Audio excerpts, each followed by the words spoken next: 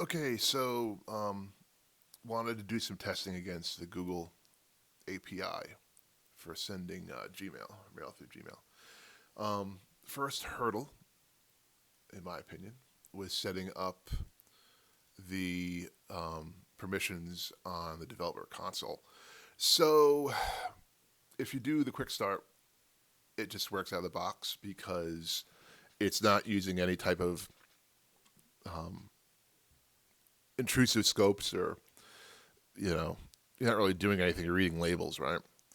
So, in order to send a mail, you need to get more. You have to add scopes to your Oath 2 login. Right. So, if you go to your console and go to your consent screen here, when you go down and you see your restricted scopes, these are not going to be filled in. You have to add them via the button.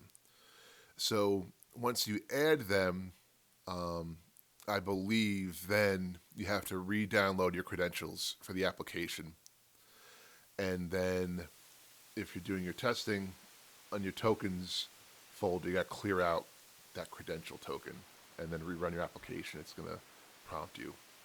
But just want to show off some of the neat stuff here. So I'm going to send an email to a temp mail account, and what I'll do is I'll send it, and then you'll see it real time. It should go up. Let's put this in the corner here. And I'll put you in the corner. It should show up down here. This is literally straight out of the quick start code, but I've added the credentials or the scopes to my account here, my developer account. So let's send the message.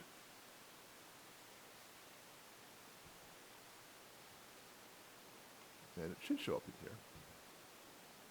Give it a couple seconds. Oh, it switched addresses on me. All right, let's put the new address in here. Okay. And you know what? We're going to debug it so I can show you what comes out this time. So now let's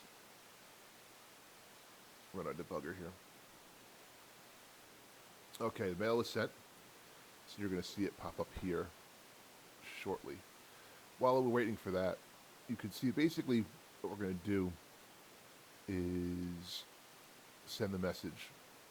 All right. Now I need to get this thread ID. So we're going to get that here. And we're going to add it to our application.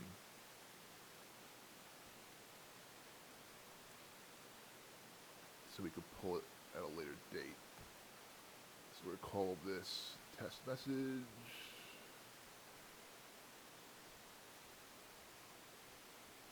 All right. And you can see here,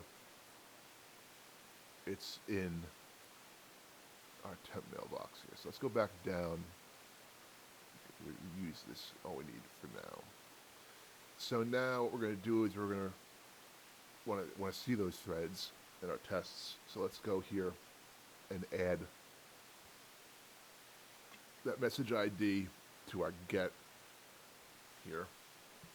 And what it's going to do, it's going to show you now all the messages that are in the thread. So now it should only be one. So let's run our test again. And we'll move our breakpoints down to the bottom here. Okay. So now you can see once we pull the body and decode it, right here, message one of the conversation. Now in my test, I'm just getting the last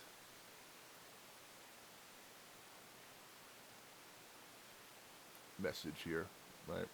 So now we're going to reply to this message. If we can. Can we reply to this? Oh.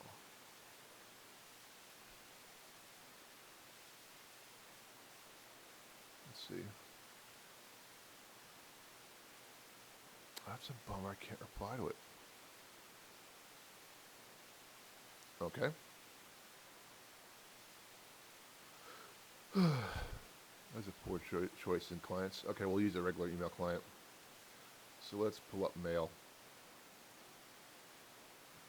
Me trying to be all snazzy here. So we'll bring you down. Close this out. There we go. Okay. So now this is gonna be kind of silly, but we're gonna send a mail to ourselves.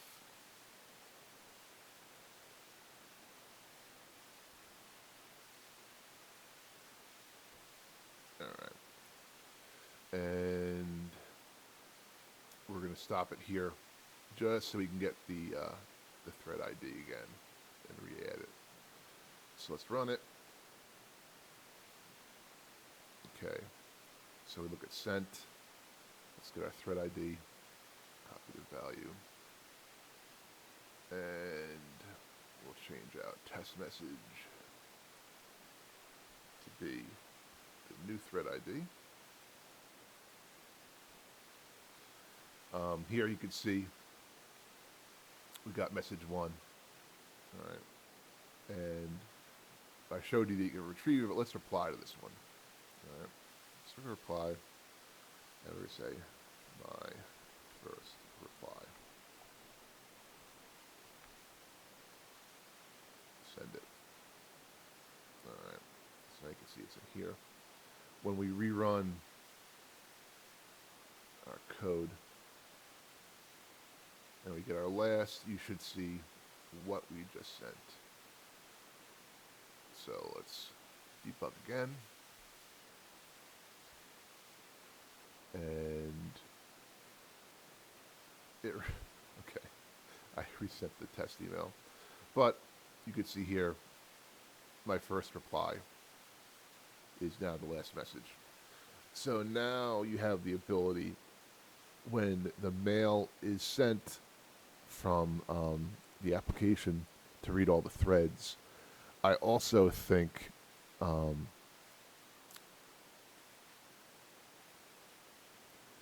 that you have the ability to read all threads, not just a specific one.